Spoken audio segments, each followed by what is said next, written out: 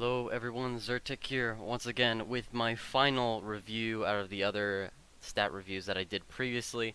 Machine pistols. We're going to be looking at basically where I see both dual machine pistols and single wielding machine pistols as well. So we're going to start off with dual machine pistols. I originally had this list differently, but I figured out that I should actually put the Hurricanes last.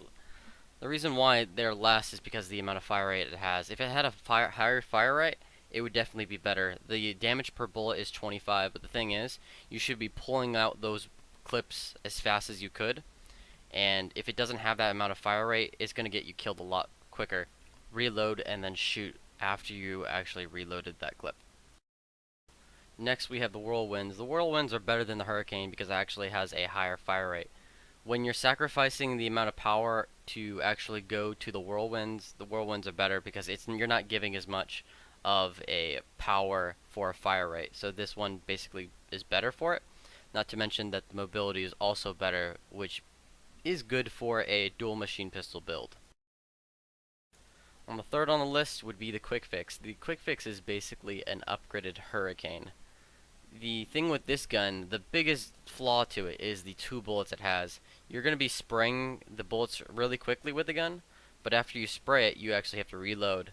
Thing is, it doesn't have the amount of bullets that you want to be in the clip at once.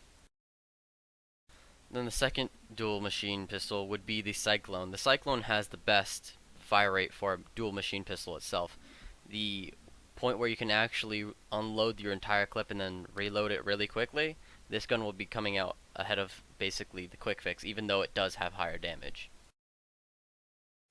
Number 1, we would have the Typhoons. The Typhoons come out first because it has the highest mobility, and it also has a very high clip size. Then you add to it the sound suppressor, and you're pretty much golden with the gun you want. This gun is the best from what I've played with, and stat efficiently, it's going to have the point where you can actually just unload, spray, and then reload again, basically making this the essential dual pistol to be running around with. Number 5, we have the Serpent for a singular machine pistol. This has 12 power, which is basically going to be the lowest, especially for the amount of fire rate it has. This is your trash weapon pretty much. You don't want to use this gun compared to the other singular machine pistols. So the next 2 machine pistols are going to be a little hard to compare to each other, but I put the Striker as worse than the next one since it actually has a low power to it. It has the 5 bullets and a little bit more range over the other gun, but the thing is, this gun just has the low power to it where you actually need to get your shots in a little bit more. So thirdly, I would have the Twister. The Twister is better stat-wise since it actually has a little bit more raw damage compared to the other machine pistol, which you need to make more of your shots count.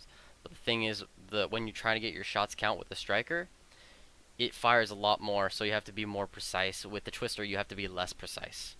Therefore, it makes it easier of a gun to handle. So, second place, it would be the Rattlesnake. The Rattlesnake is a upgraded version of the Striker. It just has a little bit less accuracy. So, use this gun instead of that one, since it basically makes your bullets count a little bit more. And for first place, it would be the Viper. The Viper is a very hidden gem among the other machine pistols in this game. It has a silencer, high power per shot, good fire rate, and it has a huge clip size to it. This is definitely a gun that you could compare to the Buzzsaw, even though that's a SMG and this is a machine pistol, therefore being 2 different guns. But this gun definitely was a really good gun to use in Ballistic itself.